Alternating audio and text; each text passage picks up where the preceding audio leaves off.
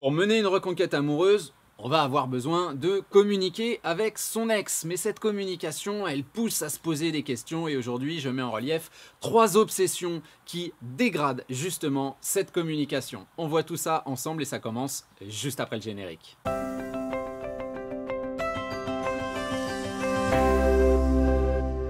Salut à vous, c'est Jean-Baptiste de jbmarcy.com, ravi de vous retrouver aujourd'hui, comme tous les jeudis à 17 h pour continuer nos réflexions autour de votre reconquête amoureuse. Cette semaine, on s'intéresse à 3 obsessions, 3 peurs, 3 questionnements excessivement présents au moment de s'intéresser à la communication avec votre ex. Vous le savez, hein, si vous êtes sur cette chaîne, pour moi la communication est un élément essentiel à la reconquête amoureuse. Elle n'est pas toujours facile à mettre en place, elle pose énormément de questions, elle fait se poser énormément de questions parce que les outils qu'on va utiliser sont complètement contre-instinctifs, mais on comprend assez rapidement que cette idée de rester dans le silence radio et d'attendre que ça se passe, très clairement à cause des culpabilités, à cause de l'état conflictuel de la relation dans de très nombreuses situations vont faire que les choses ne peuvent pas bouger d'elles-mêmes. Il va falloir qu'on se retrousse les manches, il va falloir qu'on communique. Et une fois qu'on comprend et qu'on accepte tout ça, une fois qu'on intériorise les principes de ce que personnellement j'appelle le système crise, hein, le sourire, la légèreté, le dynamisme, etc., on va être dans le bon ok d'accord, mais 3 doutes, 3 questions donc qui sont excessivement présents et que je me permets de mettre en relief dès maintenant en commençant avec la première de ces idées qui est le timing des envois. Voilà, quand est-ce que j'envoie mes messages? Tous les combien de temps? Quel espace il faut entre chaque réponse? Est-ce que je dois, quand je reçois un message, attendre un petit peu pour pas être trop acquis pour... voilà, la question du temps et du timing dans le système crise et dans la communication en règle générale avec son ex, c'est quelque chose que j'entends, je sais pas, 3 à 10 fois, 100 fois par jour à travers tous les médias, tous les supports possibles. Cette question-là est excessivement récurrente et quelque chose qu'on souligne très souvent, et vous avez tout à fait raison, c'est que je ne mentionne que très rarement justement des timings, je ne donne pas de chiffres. Et ce que vous pouvez souligner comme étant une lacune, c'est quelque chose qui est en réalité complètement volontaire. Pourquoi est-ce que je ne donne pas de chiffres? D'abord parce que chaque histoire est excessivement différente et que la notion de trop de communication va dépendre de la personne que vous avez face à vous, hein, c'est ce que je dis souvent. Je vois dans le panel des gens que je suis ou des histoires auxquelles j'ai déjà eu affaire, des gens qui vont communiquer tous les jours et avec qui ça va super bien se passer entre les deux parce qu'il y a cet humour, il y a cette fibre, il y a ce truc qui est présent et bon, la communication est complètement acceptée.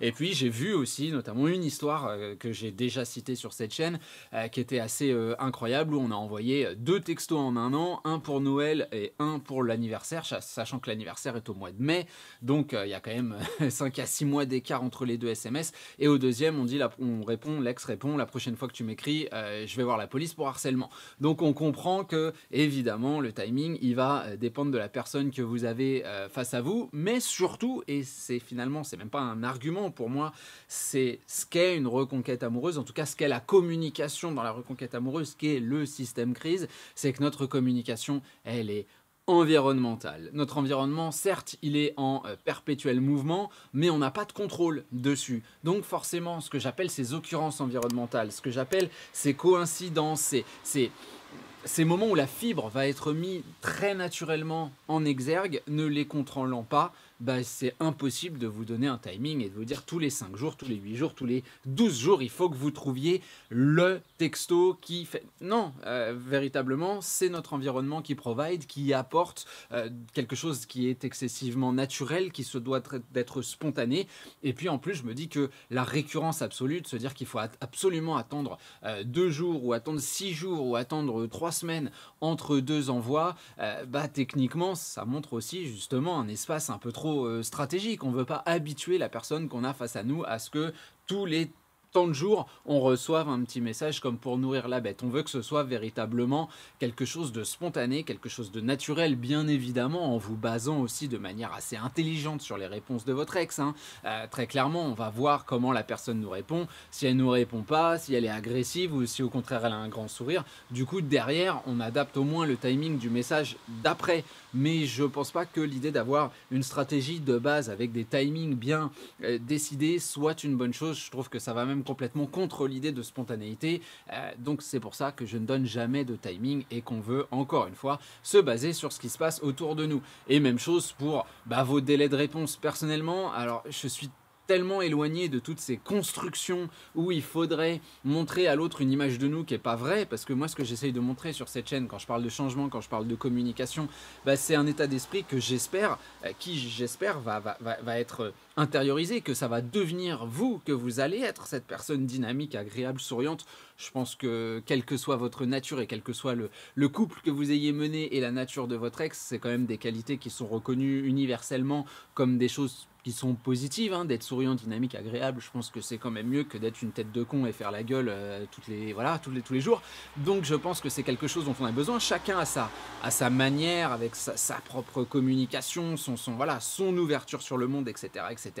Mais je pense qu'on a véritablement besoin de ces choses et se dire que, ah non, alors là, moi, je réponds pas parce que, oula, il faut attendre au moins 4 heures pour montrer à l'autre que j'ai un quotidien et que toute cette idée de semblant, de paraître, je trouve ça d'un ridicule absolu, hein, très clairement. Personnellement, moi, on m'envoie un message, effectivement, si j'ai un truc à faire, si j'ai pas envie, je réponds pas, ou je réponds en tout cas pas immédiatement. Et si c'est quelqu'un qui m'envoie un message et puis que juste j'apprécie cette personne ou que j'ai envie ou que j'ai le temps de répondre, je fais pas semblant d'eux. Et je vous incite véritablement à faire la même chose parce que je pense que l'honnêteté, la transparence et ce genre de choses restent importantes dans la reconquête amoureuse. On peut pas évidemment tout dire, on peut pas dire à l'autre à quel point on l'aime et que ça nous déchire le cœur de pas être avec lui parce que ce serait une pression, parce qu'on rajoute de la culpabilité, parce qu'on casse le non-dit, mais c'est pas la peine de non plus complètement mentir et de se construire un personnage qui est complètement faux. Alors bien évidemment, tout au début d'une reconquête, il y a un peu un fake it until you make it, un sourire qui est un petit peu jaune, mais il faut pas oublier que c'est une reconstruction et puis c'est quelque chose qui est bénéfique pour vous. Faire semblant d'être occupé alors qu'on ne l'est pas et qu'en fait vous êtes en train de vous morfondre en vous disant putain, il faut absolument que je regarde les 4 épisodes et après je peux me permettre de lui envoyer un texto. Là on est dans le ridicule absolu, donc très clairement au niveau des timings de vos réponses, il y a encore moins de questions à se poser sur le timing des envois et petite digression aussi sur l'heure de vos envois parce qu'on reste finalement dans le timing. Évitez les heures, ce que je vais appeler intimes. Envoyez pas un texto à 4 heures du matin. Appelez pas complètement arraché un vendredi soir entre deux vomis en relevant la tête de la cuvette des toilettes, effectivement, avec encore votre vodka posé à côté de la chasse, quoi. Je veux dire, on va éviter les moments où 6 heures du mat, ou les moments où les gens dorment, les moments où vous savez que techniquement, on est occupé à quelque chose qui a un besoin, entre guillemets, naturel, primaire, quoi. Donc voilà, on va éviter de casser ça. Autrement, je vois pas pourquoi il faudrait vous empêcher. J'ai des gens qui disent ah ouais non le week-end surtout pas. J'ai peur de déranger. Mais en même temps, ça dépend de la nature de ton texto. Puis t'es pas en train de demander à la personne de t'emmener en taxi à l'hôpital ou je ne sais quoi, hein, ou de faire une intervention en hélicoptère pour te sauver parce que tu t'es cassé les 2 jambes en faisant du snowboard. Non, hein, on est dans un truc où c'est un sourire. Tu l'envoies le samedi, le dimanche, le lundi, le mardi. C'est pas la grosse problématique. Ce qu'il faut effectivement, c'est s'adapter à la personne qu'on a face à nous et à la réalité de l'histoire qu'on vit, à savoir une rupture amoureuse. Voilà pour ce qui est des timings. La deuxième idée, la deuxième obsession, c'est la sensibilité de mon ex finalement. C'est comment il ou elle va me considérer, il va penser que, il va croire que, il va voir, ou elle d'ailleurs. Et puis je vais passer pour un guignol et puis ça va, etc. etc., etc. Alors, très clairement, évidemment, encore une fois, je vous parlais à l'instant de réalité de la relation, réalité de la situation. On est dans une rupture amoureuse. Il y a très certainement des choses qu'on va vous imputer, une vision qu'on va vous coller à la peau, une définition du personnage. C'est pas qu'elle est fausse, mais c'est qu'elle est inhérente à la situation. Hein. Quand je pense à mon ex, un ex, une ex, forcément je me dis que c'est une personne qui va essayer de m'amadouer, de me voir, de potentiellement se venger. On a un début de définition qui n'est pas forcément super positif parce qu'on est parti, on sait qu'on a fait du mal et que la réaction, c'est soit de la complainte, soit de la vengeance, enfin de la tristesse. Voilà, je veux dire, on sait ce que c'est qu'une rupture amoureuse. Donc forcément, il y a cette idée-là qui est présente et oui, votre ex a un curseur de méfiance quand on reçoit un message, quand on entend parler de vous, de se dire bon, est-ce que ce serait pas un petit peu stratégique tout ça, etc., etc. Cela dit, ça reste une peur et la peur par définition, c'est quand même un pari. C'est le fait de se dire pour moi, si je fais ci, il va se passer ça. On oublie quand même ce qu'est une rupture amoureuse là également, à savoir une envie de contraste, une personne face à nous qu'on va voir, on va constater faire des choses et avoir des réactions complètement différentes de ce qu'on pouvait être habitué, ce à quoi on pouvait être habitué pendant la relation. C'est aussi vrai au niveau communicationnel, hein. Dans mon siège, on voit de tout, hein, très clairement. Donc je vois des gens qui n'étaient pas forcément très doués en communication pendant le couple et qui, alors qu'on vous a dit on veut plus de vous, bah, deviennent peut-être pas des grands communicants, mais sont sans doute soulagés d'une pression et arrivent à très bien communiquer, le contraire, etc. etc. Donc finalement, vous ne savez pas vraiment, le fameux camion, voilà, fallait qu'il passe, hein, sinon c'est pas drôle, vous ne savez pas vraiment comment votre ex va répondre. Et puis je pense que vous aussi, vous faites votre petit film où finalement vous instrumentalisez le texto dans une espèce de vision globale, stratégique de est-ce que je fais bien un pas en avant, et du coup bah, on oublie complètement le naturel, et puis on oublie que bah, le seul moyen de savoir ce qui va se passer, c'est de se lancer à l'eau. Et puis bah, pour se lancer à l'eau, l'idée c'est de limiter le risque, et pour limiter le risque, bah, si vous trouvez une meilleure solution que de mettre en relief quelque chose d'environnemental qui fait sourire, qui pose pas de questions, qui ne met pas en relief de pression, qui n'est pas dans la demande, dans le fait de se traîner par terre, qui n'inclut pas de sentiments, qui n'inclut pas de démonstration, si vous trouvez mieux que ça pour limiter le risque, à part le silence, et encore le silence, bah, techniquement pour moi, peut-être que j'ai tort, hein, mais personnellement je le vois comme une marque conflictuelle, hein. C'est un peu la même chose qu'on fait en conflit, quand tu t'engueules avec quelqu'un et que chacun part de son côté, si tu le rappelles pas, et tant que tu le rappelles pas, bah, entre guillemets, le conflit perdure. Ça veut dire que tu estimes que tu as raison, que la personne face à toi doit faire un pas vers toi, tu vois. Peut-être qu'elle le fera, peut-être qu'elle le fera pas. Souvent, elle le fera pas. Si c'est quelqu'un comme moi face à toi, je le ferai pas, le premier pas, que j'ai raison ou j'ai tort. Un ego de merde, surdimensionné, mal placé, tout ce que tu veux, c'est possible. Mais en tout cas, tu te retrouves dans une situation où bah, ce silence est finalement une preuve, une matérialité, une idée que le conflit existe. Donc on sait que le silence, c'est pas forcément terrible. Il te reste quoi ?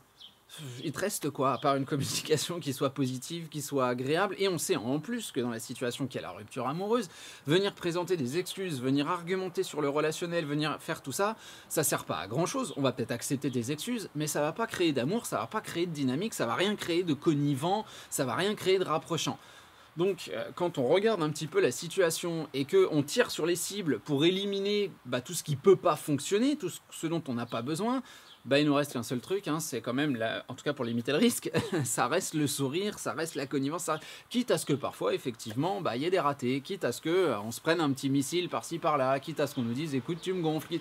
Bien sûr, ça peut arriver, je dis absolument pas le contraire, et qui dit limitation du risque, dit que le risque est quand même présent, mais bon, on parle de reconquête amoureuse, hein, je veux dire, techniquement, si on n'est pas prêt à prendre des risques dans ce domaine-là, bah, faut faire autre chose, très clairement. Enfin, je veux dire, si on n'est pas prêt à prendre des risques par amour, pourquoi est-ce qu'on est prêt à en prendre, hein? Ça, c'est aussi une question qu'il faut se poser. Donc, cette idée de la sensibilité de mon ex, je le ou la connais bien. Alors, ça s'applique à un certain degré. Je veux dire, très clairement, si vous connaissez, par exemple, l'humour et la réceptivité de votre ex, bah, vous savez qu'il y a certaines choses qu'il va pas falloir utiliser. Enfin, je veux dire, à un moment, c'est... Voilà, si votre ex aime pas du tout l'humour noir et que vous avez une blague sur un bébé qu'on découpe et qu'on met dans plusieurs sacs poubelles, c'est gore. On imagine bien que vous n'allez pas lui envoyer. D'autres personnes, ça les ferait marrer. Moi, ça peut me faire marrer. Faut qu'elle soit bien racontée, la blague, hein. Là, c'était même pas une blague, hein, en l'occurrence, mais vous voyez le truc. Mais c'est possible que d'autres gens se disent oh là là, bah non, moi surtout pas. Et il faut accepter cette sensibilité-là, mais ça vous le savez déjà. Maintenant, derrière, l'idée de parce que ça vient de moi, on va réagir comme ça, on me déteste, on me ceci, tout ça, ça évolue aussi. Je pense que ton humour, la manière dont tu captes les informations avance moins vite que ta résolution personnelle et que qui tu es sur le terrain à travers des rencontres, à travers plein de choses, hein, très clairement. Donc nous, l'idée, ça reste effectivement de limiter le risque et de laisser un petit peu cette sensibilité, là aussi parce que trop d'intellectualisation risque de complètement casser ta spontanéité, ta volonté de juste sourire à tout ça, même si t'as mal, parce qu'il ne faut pas oublier que la rupture amoureuse, dans l'idéal collectif, il y a quand même pour moi c'est une erreur, même si c'est instinctif, de se dire parce qu'on n'est plus ensemble, faut qu'on se fasse la gueule, quoi.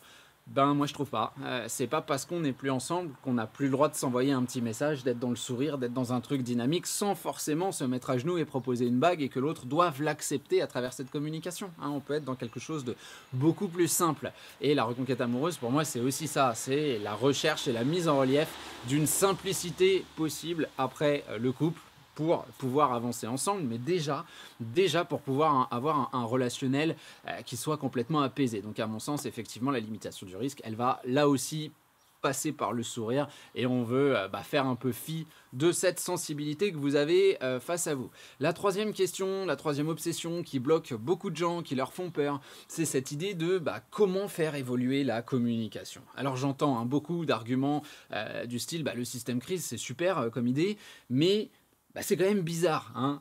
On ne s'est pas parlé depuis tant de temps, on s'est un peu engueulé, et là je vais revenir avec un trait d'humour, un truc qui certes m'a fait penser à la personne, et oui, elle va le comprendre, et oui, ça peut être amusant, mais c'est quand même bizarre. Alors déjà, moi, ma réponse à ça, c'est qu'une reconquête amoureuse, c'est bizarre en soi, hein. C'est l'espace le plus paradoxal dans le relationnel humain qui existe. T'as quelqu'un qui s'est rapproché de toi dans le domaine le plus intense, le plus intime qui existe, hein, à travers l'engagement, à travers la sexualité, à travers la promesse, à travers, je sais pas moi, la création d'une famille, des achats immobiliers.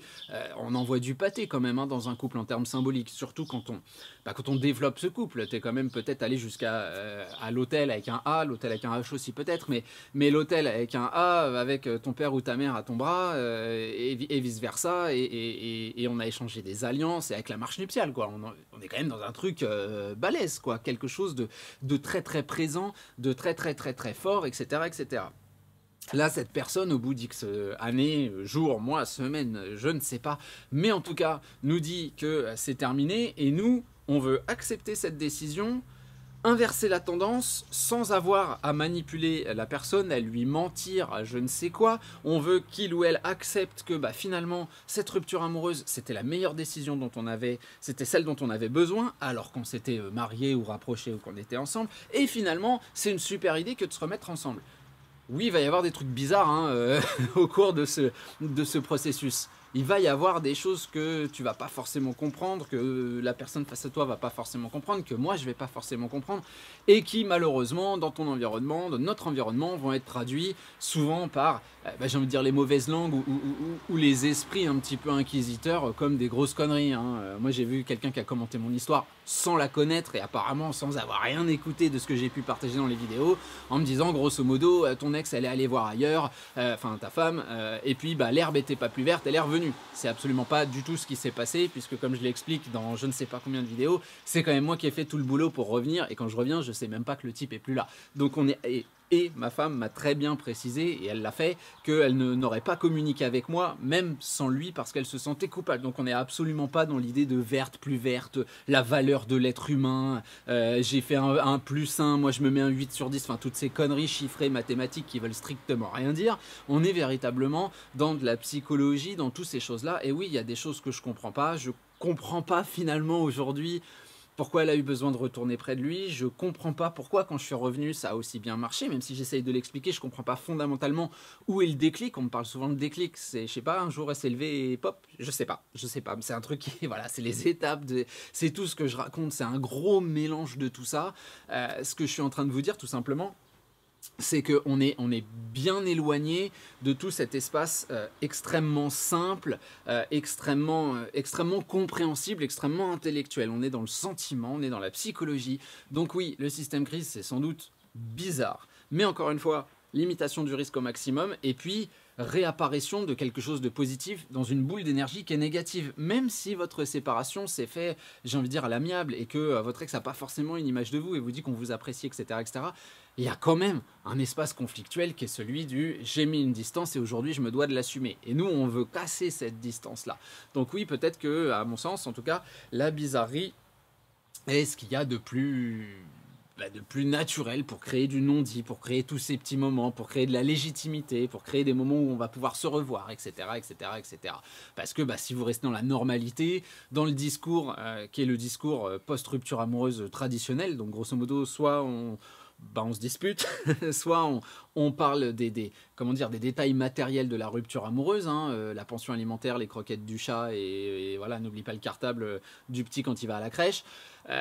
Soit je sais pas moi, on se donne des news, coucou comment ça va, bien et toi, moi aussi, à plus tard.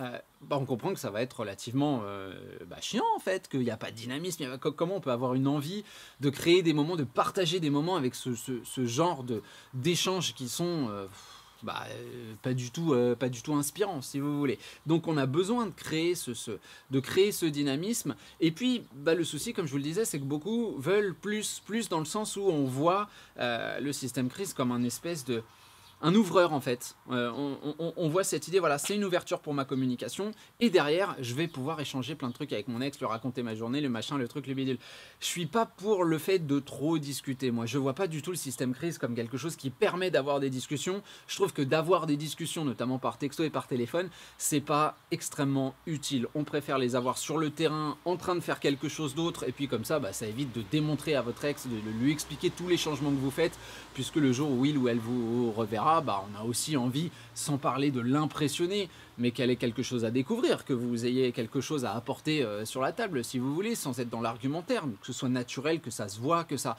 Si on sait déjà tout, si on sait déjà tout ce que vous mettez en place au quotidien, etc., je pense que y aura moins d'impact, et puis il y aura moins de choses à discuter, il y aura sans doute moins de dynamisme, donc ces longues conversations, moi j'ai jamais été pour. Maintenant évidemment, ça va dépendre de ce que vous avez face à vous. Si votre ex vous pose plein de questions, le but c'est pas de lui dire écoute, j'ai pas envie de te répondre parce que sinon on n'aura plus rien à se dire en rendez-vous. Bien évidemment qu'on va rentrer dans ces discussions là à condition que la personne face à nous les lance, mais toujours avec ce sourire, toujours avec ce dynamisme, toujours avec le sens de la répartie quand les questions sont peut-être un petit peu difficiles à cerner ou on a du mal à y répondre. On veut toujours ce genre d'idée et non, pour moi, ça doit pas être une obsession de se dire comment je vais continuer cette communication, puisque à mon sens, elle se doit juste d'être ponctuelle, rebondir selon ce que nous dit notre ex, repartir dans son quotidien, revenir, recréer ce genre de choses, et tout ça pour entretenir une légitimité assez globale, assez constante,